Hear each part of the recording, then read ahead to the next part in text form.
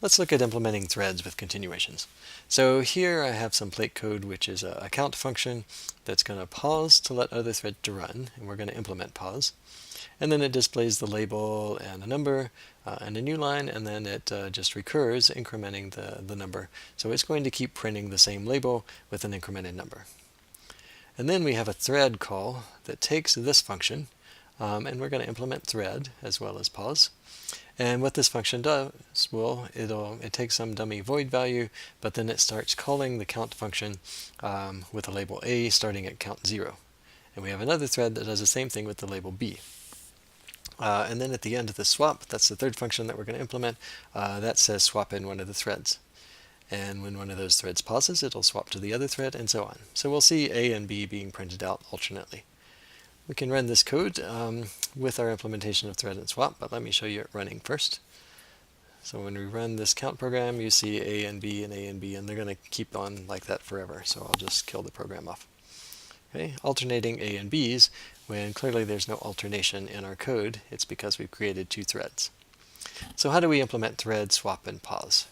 Well, a thread is just a continuation plus a scheduler.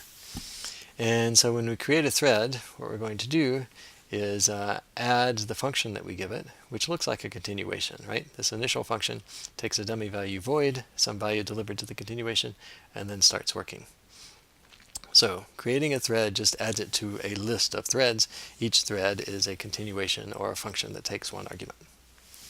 And then when we call swap, swap is going to take the first of those threads and is going to remove it from the list, and then it's going to call that function with a void value.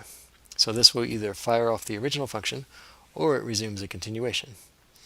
When that function or continuation calls pause, then we grab the current continuation. So here in this use, when we pause here, we grab the continuation, and the thing that the continuation does is displays and recurs more.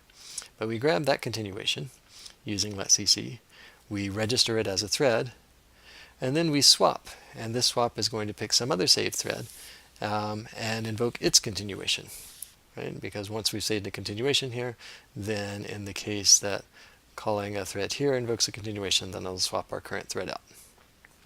So that's an illustration of how threads can be implemented with continuations.